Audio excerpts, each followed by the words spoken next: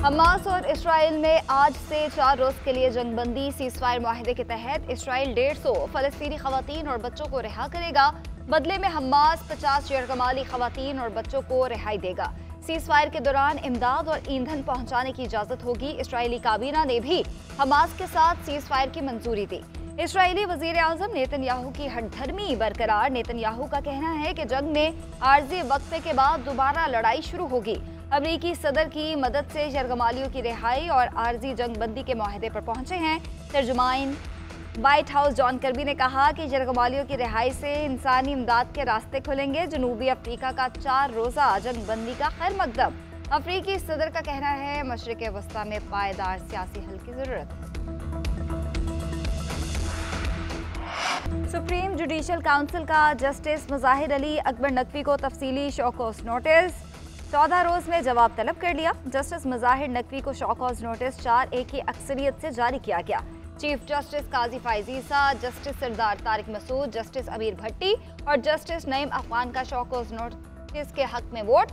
Justice Ejazul Ahsan की notice जारी करने की मुखालफत। चीफ जस्टिस काजी फाइज ईसा की ज़ेर सदारत सुप्रीम जुडिशल काउंसिल का इजलास हुआ।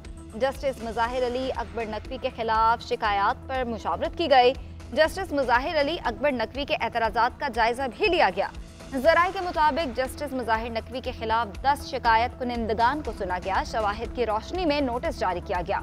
जस्टिस मुजाहिर अली अकबर नकवी ने सुप्रीम जुडिशल काउंसिल की कार्रवाई सुप्रीम कोर्ट में चैलेंज कर रखी है। पुराने सियासतदान सियासत छोड़ें, घर या मदरसे में बैठें। Chairman people's party Bilawal Bhutto Zardari का मशवरा। कहा, पुराने सियासतदान कल का नहीं सोचते, उनकी सियासत से अवाम की तकलीफ में इजाफा होगा। PTI समेत किसी भी जमात का काम करने का इरादा नहीं। पुराने सियासतदान हुकूमत बनाकर अपनी ज़ाती दुश्मनियाँ पूरी करेंगे, इंतकामी सियासत करेंगे। PDM हुकूमत में इत्तेहादियों की तवज्जो ज़ाती दुश्मनियों पर थी, इसीलिए कामयाब नहीं हो सकते। अवाम पुराने सियासतदानों से जान छुड़ाना चाहते हैं। चित्राल में वर्कर्स कन्वेंशन से खिताब में कहा, महंगाई पूरे मुल्क में है, तमाम मसाइल का हल पीपल्स पार्टी के मंशूर में है। अवाम साथ दें तो अगला इलेक्शन जीत कर अवामी राज लाएंगे। KP में जियाला वज़ीर आला देखना चाहता हूँ। बेनज़ीर भुट्टो निहत्ती लड़की होने के बावजूद 2 आमिरों से टकराई। बेनज़ीर का नामुकम्मल मिशन पूरा करेंगे। नवाज शरीफ ने ड्राइविंग सीट संभाल ली। मुस्लिम लीग नून के कायद मरी की सड़कों पर गाड़ी चलाते रहे। अपनी अहलिया कुलसूम नवाज की पुरानी यादें ताज़ा की। मरियम नवाज और मरियम औरंगजेब भी हमरा। नवाज शरीफ ने गुफ्तगू करते हुए कहा, यहाँ मैं और कुलसूम नवाज पैदल इस रोड पर आते थे। मरी से छांगला गली तक बड़ा तेज चढ़ाई करते थे। हम खाना अपना लेकर आते थे। माशाल्लाह अल्लाह ताला ने बहुत अच्छी जगह अता फरमाई है।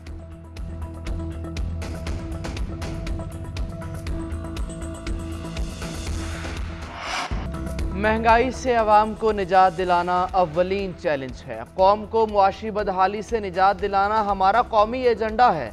मुआशी मफादात का तकाजा है। सियासी इस्तेहकाम से बहरानों का मुकाबला किया जाए।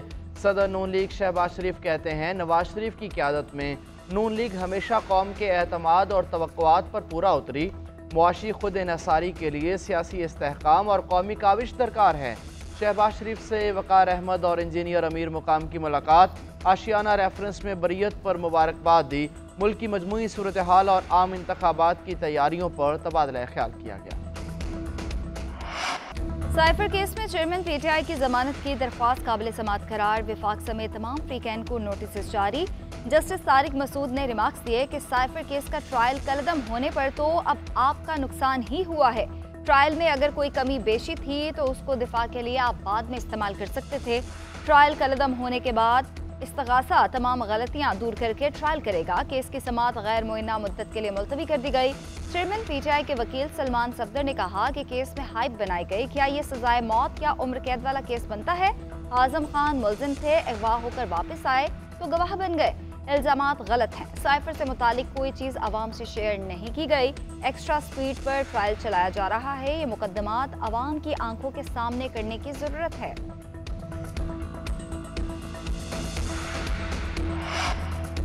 तहरीक इंसाफ को बल्ले का इंतखाबी निशान मिलेगा या नहीं? Tehreek Insaf intra party election से मुतालिक फैसला आज दोपहर 12 बजे सुनाया जाएगा। इलेक्शन कमीशन ने कॉज लिस्ट जारी कर दी है। चेयरमैन पीटीआई को नोटिस जारी कर दिया गया। इलेक्शन कमीशन ने पीटीआई को पार्टी में रद्दोबदल इंट्रा पार्टी इंतखाबात पर नोटिस जारी किया था। पीटीआई ने इलेक्शन कमीशन से महफूज फैसला चेयरमैन पीटीआई के बैरून मुल्क जाने पर पाबंदी लगाने का फैसला। विफाकी काबीना की ज़ेली कमेटी बराए ईसीएल का इजलास हुआ। चेयरमैन पीटीआई समेत 41 अफराद के नाम ईसीएल में डालने की सिफारिश। बुशरा बीबी, शहजाद अकबर, जुल्फी बुखारी, फराह गोगी, मुराद सईद, अली अमीन गंडापुर, शेख रशीद का नाम भी ईसीएल में शामिल होगा। ज़ेली कमेटी ने मुख्तलिफ महकमों और इदारों की जानिब से भेजे गए नाम पेश किए। नैब की सिफारिश पर 190 मिलियन पाउंड स्कैंडल में 29 नाम पेश किए गए। अदलिया की हिदायत पर 7 अफराद के नाम ईसीएल से निकालने की भी सिफारिश की गई। ज़ेली कमेटी की सिफारिशात की हतमी मंजूरी निगरान विफाकी काबीना देगी।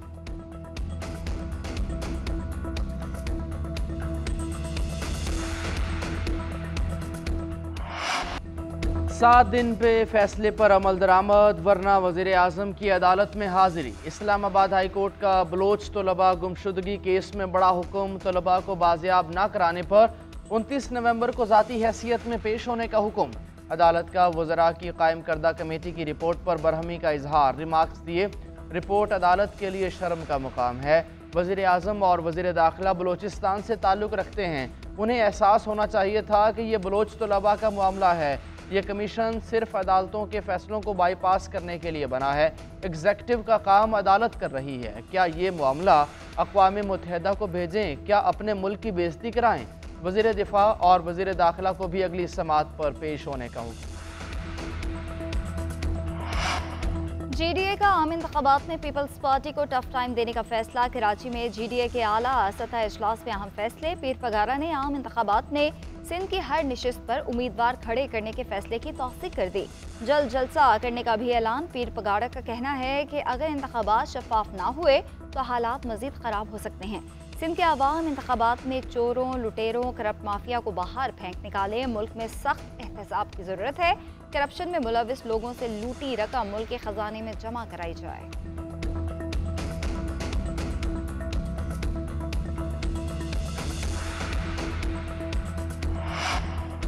IMF इजलास से पहले बिजली और गैस की कीमतों में मजीद इजाफे की तैयारियां। रवां माली साल मजीद 10 लाख अफराद को टैक्स नेट में लाने का मंसूबा। डिजिटल मार्केट्स, प्रॉपर्टी और रिटेल सेक्टर को टैक्स नेट में लाया जाएगा। पाकिस्तान की महंगाई में कमी के लिए आलमी मालियाती इदारे को सख्त मॉनिटरी पॉलिसी और एक्सचेंज रेट बरकरार रखने की यकीन दहानी।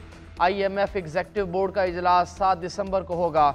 एजेंडे में पाकिस्तान का केस शामिल होने का इम्कान। पाकिस्तान को एग्जेक्टिव बोर्ड मंजूरी के बाद $70 करोड़ की दूसरी किस्त मिलेगी। IMF बोर्ड इजलास से पहले फाइनेंसिंग की ज़रूरियात लाजमी करार। ज़राए के मुताबिक खलीजी दोस्त मुल्कों से 1 अरब, एक्सिम बैंक से $1.2 अरब मिलने का इम्कान। उधर IMF की शराइत पर अमल दरामद।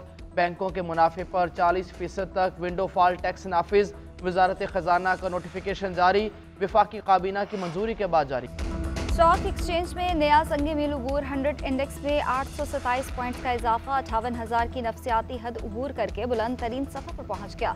इंडेक्स 58,198 पॉइंट्स पर बंद। डॉलर के मुकाबले में रुपया भी तगड़ा।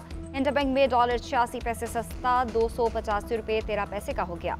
ओपन मार्केट में डॉलर 75 पैसे सस्ता 286 रुपये 50 पैसे का फरोख्त।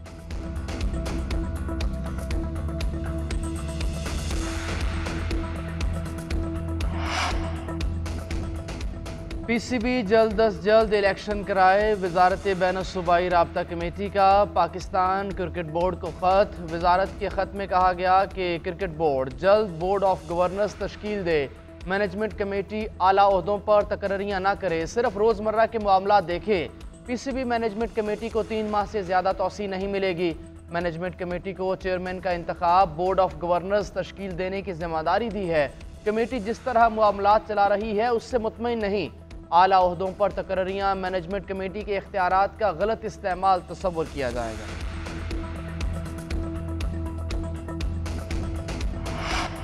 तहरीक इंसाफ के रहनुमा शौकत यूसुफजई को बैरून मुल्क रवानगी से रोक दिया गया। शौकत यूसुफजई बादशाह खान एयरपोर्ट से उम्रे की अदायगी के लिए जा रहे थे। शौकत यूसुफजई ने एयरपोर्ट पर रोकने के खिलाफ पेशावर हाई कोर्ट में दरख्वास्त दायर कर दी। दरख्वास्त में वफाकी हुकूमत, डायरेक्टर FIA इस्लामाबाद और पेशावर को फरीक बनाया गया। वीडियो पैगाम जारी करते हुए शौकत यूसुफजई का कहना था कि अपनी सियासत में हमेशा इदारों का एहतराम किया, मुझसे बोर्डिंग पास ले लिया गया, मुझ पर कोई FIR नहीं, किसी फहरिस्त में नाम भी शामिल नहीं। क्लियरेंस के बाद समझ नहीं आ रही कि क्यों रोका गया।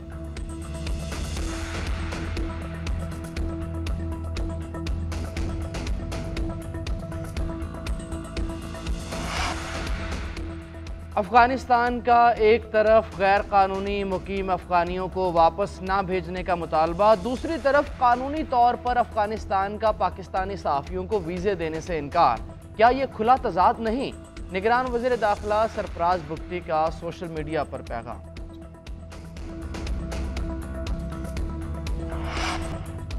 वर्ल्ड कप के बाद ICC वनडे क्रिकेट की नई रैंकिंग आ गई। बल्लेबाजों के टॉप 4 में जनूबी एशियाई खिलाड़ियों का राज। शुभमन गिल पहले, बाबर आजम दूसरे और विराट कोहली तीसरे नंबर पर। बॉलर्स में जनूबी अफ्रीका के केशव महाराज का पहला नंबर, हेजलवुड दूसरे और मोहम्मद सिराज तीसरे नंबर पर। शाहीन शाह अफरीदी का 9वां नंबर। ऑलराउंडर्स में शकीबुल हसन की बालादस्ती कायम। टीम रैंकिंग में भारत पहली, ऑस्ट्रेलिया दूसरी और जनूबी अफ्रीका तीसरी पोजीशन पर।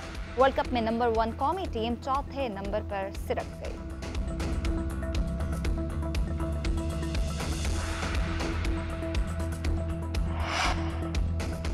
दौरा ऑस्ट्रेलिया का मिशन। पाकिस्तानी स्क्वाड का तरबियती कैंप आज से रावलपिंडी स्टेडियम में शुरू होगा।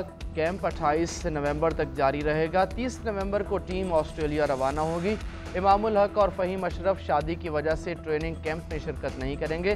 टेस्ट स्क्वाड कैंप के दौरान 2 रोज़ा वार्म अप मैच खेलेगा। कैंप में director Mohammad Hafeez, bowling coach Umar Gul और सईद अजमल भी शिरकत करेंगे।